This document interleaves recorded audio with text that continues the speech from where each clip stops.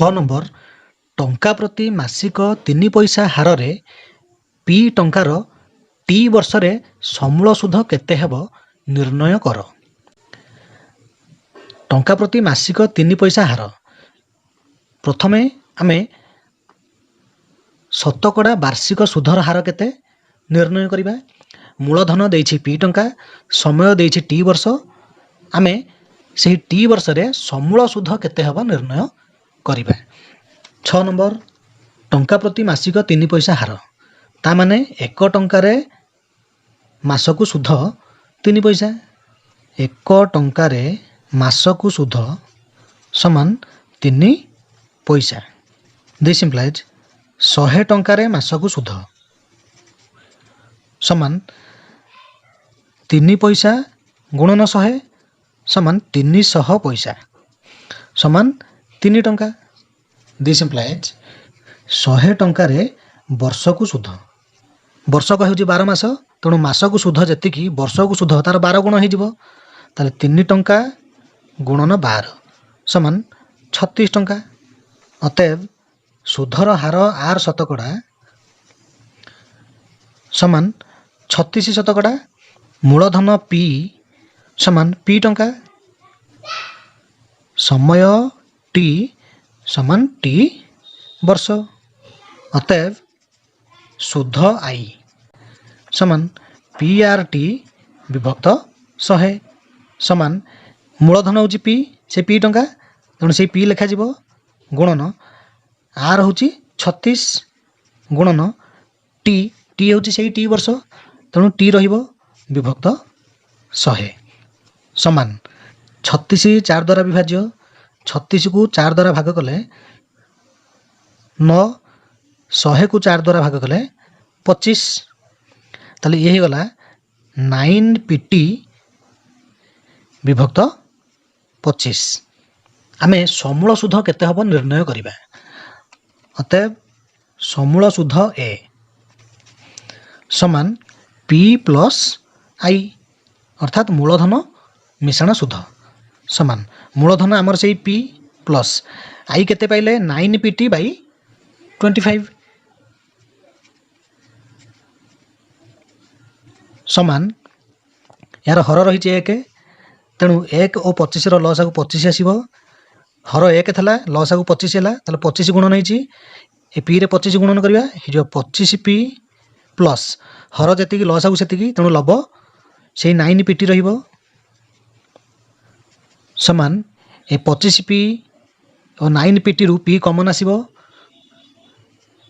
P common ଆସିଲେ ବନ୍ଧନୀ ମଧ୍ୟରେ କିଏ ରହିବ 25 ପ୍ଲସ୍ 9T ବିଭକ୍ତ 25 ଏତିକି ଟଙ୍କା। ତାହେଲେ ସମୂଳ ସୁଧ ସମାନ P whole into 25 plus 9T ବିଭକ୍ତ 25 ଟଙ୍କା।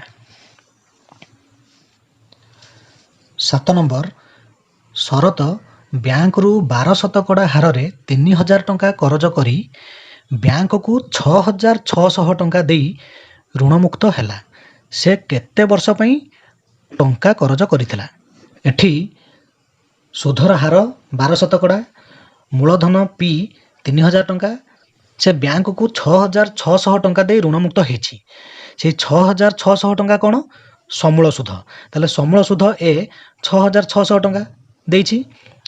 ସେ କେତେ ବର୍ଷ ପାଇଁ ଟଙ୍କା କରଜ କରିଥିଲା, ଅର୍ଥାତ୍ T କେତେ ଆମେ ଏଠି ନିର୍ଣ୍ଣୟ କରିବା। 7 ନମ୍ବର ଏଠାରେ ମୂଳଧନ P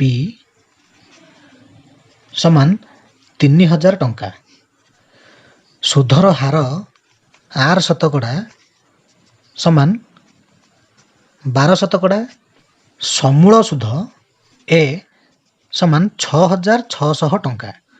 ସମୂଳ ସୁଧ ତା ମାନେ ମୂଳ ସହିତ ସୁଧ, ତାହେଲେ ମୂଳଧନ ସହିତ ସୁଧ ମିଶିଲେ ହେଉଛି 6600 ଟଙ୍କା। ତାହେଲେ ଏହି ସମୂଳ ସୁଧରୁ ଯଦି ଆମେ ମୂଳଧନ ବିୟୋଗ କରିଦେବା ସୁଧ କେତେ ପାଇଯିବା। ଅତଏବ ସୁଧ I ସମାନ ସମୂଳ ସୁଧ ମାଇନସ୍ ମୂଳଧନ ସମାନ 6600 ଟଙ୍କା ମାଇନସ୍ 3000 ଟଙ୍କା ସମାନ 3600 ଟଙ୍କା। ତାହେଲେ ପି ଜାଣିଲେ, ଆର୍ ଜାଣିଲେ, ଆଇ ଜାଣିଲେ, ବର୍ତ୍ତମାନ ଆମେ ଟି କେତେ ନିର୍ଣ୍ଣୟ କରିବା। I is equal to P R T ବିଭକ୍ତ 100। ଦିସ୍ ଇମ୍ପ୍ଲାଇଜ୍ ଆମେ ଟି ନିର୍ଣ୍ଣୟ କରିବା। ତାହେଲେ ପି ଆର୍ ଟି କେତେ ହେବ? 100 ଗୁଣନ ଆଇ। ଏଇ 100 ବାମ ପାର୍ଶ୍ୱକୁ ଗଲେ ଗୁଣନ ହେଇଯିବ। ତାହେଲେ 100 ଗୁଣନ ଆଇ ସମାନ ପି ଆର୍ ଟି। ଟି ସହିତ ପି ଆର୍ ଗୁଣନ ହେଇକି ରହିଛି, ତେଣୁ ପି ଆର୍କୁ ଯଦି ବାମ ପାର୍ଶ୍ୱକୁ ଆଣିବା ସେ ହରଣ ହେଇଯିବ। ତାହେଲେ ବାମ ପାର୍ଶ୍ୱରେ ରହିବ 100 ଗୁଣନ ଆଇ ବିଭକ୍ତ ପି ଆର୍ ସମାନ ଟି। ତାହେଲେ ଟି କେତେ ହେଉଛି? 100 ଗୁଣନ ଆଇ ବିଭକ୍ତ ପି ଆର୍ ସମାନ 100 ଗୁଣନ ଆଇ, ତାମାନେ ସୁଧ ହେଉଛି 3600 ଟଙ୍କା, ତେଣୁ ଏଠି ଲେଖା 3600 ବିଭକ୍ତ ପି ହେଉଛି 3000 ଗୁଣନ ଆର୍ ହେଉଛି 12। ଏଠି ଦୁଇଟା ଶୂନ, ଏଠି ଦୁଇଟା ଶୂନ କଟିଲା, ଏଠି ଗୋଟେ ଶୂନ, ଏଠି ଗୋଟେ ଶୂନ କଟିଲା। ଇଏ 12 ଦ୍ୱାରା ବିଭାଜ୍ୟ, ତେଣୁ 12 କେ 12, ଏ 36କୁ 12 ଦ୍ୱାରା ହରିଲେ 3, ଏଇ 3 କଟିଗଲା, ତାହେଲେ ସମାନ 10। ଅତଏବ ଶରତ 10 ବର୍ଷ ପାଇଁ ଟଙ୍କା କରଜ କରିଥିଲା। 8 ନମ୍ବର 6 ଶତକଡ଼ା ହାରରେ କେଉଁ ମୂଳଧନର 7.1/2 ବର୍ଷର ସରଳ ସୁଧ 4500 ଟଙ୍କା ହେବ?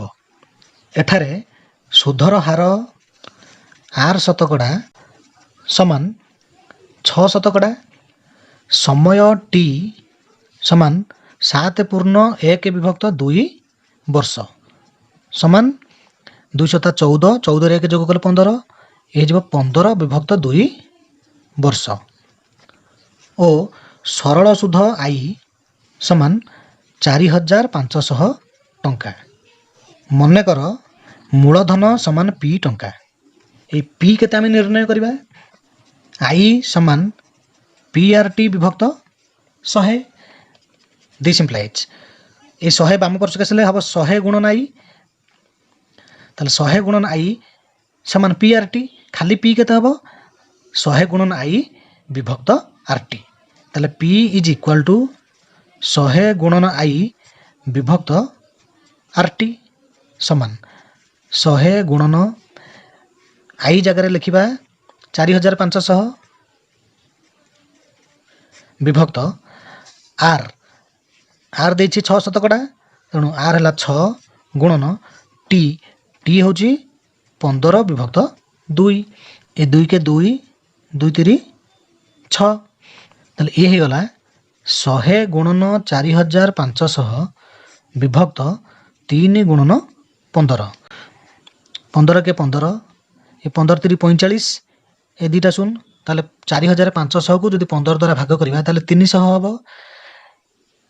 ଏ 3 କେ 3, ଏ 300କୁ 3 ଦ୍ୱାରା ଭାଗ କଲେ 100 ସମାନ 1 କେ 1, ଏଠି ଦୁଇଟା ଶୂନ, ଏଠି ଦୁଇଟା ଶୂନ, ତାହେଲେ 4ଟି ଶୂନ, ତାହେଲେ ଇଏ ହେଇଗଲା କେତେ? 10,000 ଟଙ୍କା।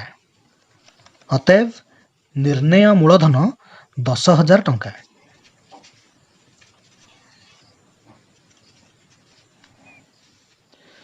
9 ନମ୍ବର କୌଣସି ମୂଳଧନ 20 ବର୍ଷରେ ସୁଧ ଓ ମୂଳ ମିଶି ମୂଳଧନର 3 ଗୁଣ ହୋଇଯାଏ। ସୁଧ ହାର ନିର୍ଣ୍ଣୟ କର। ମନେକର ମୂଳଧନ ସମାନ ପି ଟଙ୍କା। ପ୍ରଶ୍ନାନୁସାରେ 20 ବର୍ଷରେ ସୁଧ ଓ ମୂଳ ମିଶି ମୂଳଧନର 3 ଗୁଣ ହୋଇଯାଏ।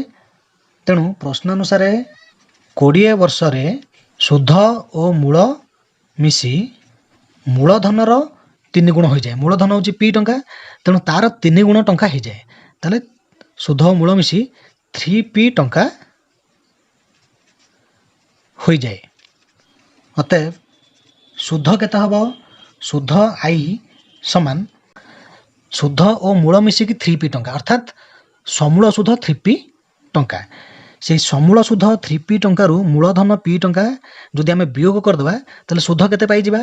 ତାହେଲେ ସୁଧ ଆଇ ସମାନ 3p माइनस पी समान 2p टंका। ताले एथुर आम जानुचे जदि मूलधन 3 गुण हो जाउछि ताले सुध केते होउछि सेथुरु गोटे गुण आम कमे देबा। ताले मूलधन जेतेबेले 3 गुण हबो सुध हो जिवो 2 गुण।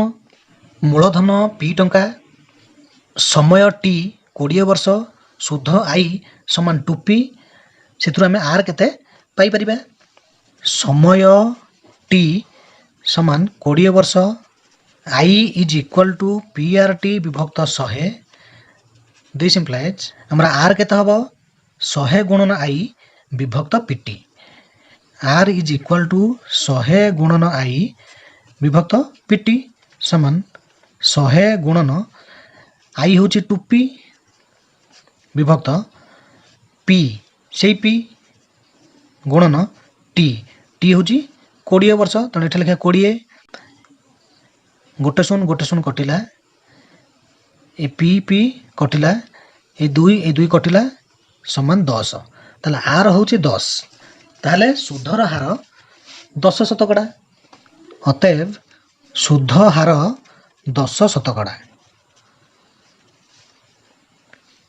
10 नंबर कौनसी मूलधनर 2 वर्षर सरल सुध समूल सुधर 1 विभक्त 9 अंश सुध हार निर्णय कर। मन कर समूल सुध समान ए टंका ताले समूल सुध जदि ए टंका हबो सरल सुध आई तार केते हबो 1 विभक्त 9 अंश ताले आई आमे पाई जिबा। मन कर समूल सुध समान ए टंका प्रश्नानुसार सरल सुध आई समान ए समूल सुधर 1 विभक्त 9 अंश तेणु ए टंकार 1 विभक्त 9 ए टंकार 1 विभक्त 9 ता माने ए गुणन 1 विभक्त 9 सेतिक टंका ताले ए गुणन 1 विभक्त 9 केते हबो ए रे 1 गुणले ए हबो विभक्त 9 ए विभक्त 9 टंका। समूल सुध ए टंका सरल सुध ए बाई 9 टंका। अतएव मूलधन p समान आमे समूल सुधरु जदि सुध वियोग करिबा ताले मूलधन पाइबा तेणु मूलधन p समान a माइनस i। ए समूल सुधरे मूल सहित सुध मिसिकी रहिछि तेणु जदि सुध को वियोग करदबा मूलधन पाइ जिबा समान a माइनस i जगह लिखिबा a विभक्त 9 समान यार हर होछि 1 यार हर होछि 9 लस आगु आसीबो 9 1 थला लस आगु आसिला 9 तेणु 9 गुणन होइछि ए रे 9 गुणन करिबा ए जब 9a माइनस हर जतिकी लस आगु सेतिकी बदली नै लब मध्य सही ए रहिबो ताले समान 8a विभक्त 9 टंका। ताले p पाई गले i पाई गले समय t समान 2 वर्ष देई देछि समय t समान 2 वर्ष हमें सुधर हार निर्णय करिबा। अतएव r समान केते 100 गुणन i विभक्त pt समान 100 गुणन i जगह लिखिबा a विभक्त 9 विभक्त p होची 8a बाई 9 8a बाई 9 गुणन t होची 2 वर्ष तेणु एठी 2 लिखिबा समान 100 को a सहित गुणन कले हे जिवो 100a विभक्त 9 विभक्त 8a रे 2 गुणन कले हे जिवो 16a ए विभक्त 9 समान 100a विभक्त 9 16a विभक्त 9 द्वारा हरण करिबा जहा तार गुणनात्मक विलोम की गुणन करिबा सेया तेणु गुणन 9 विभक्त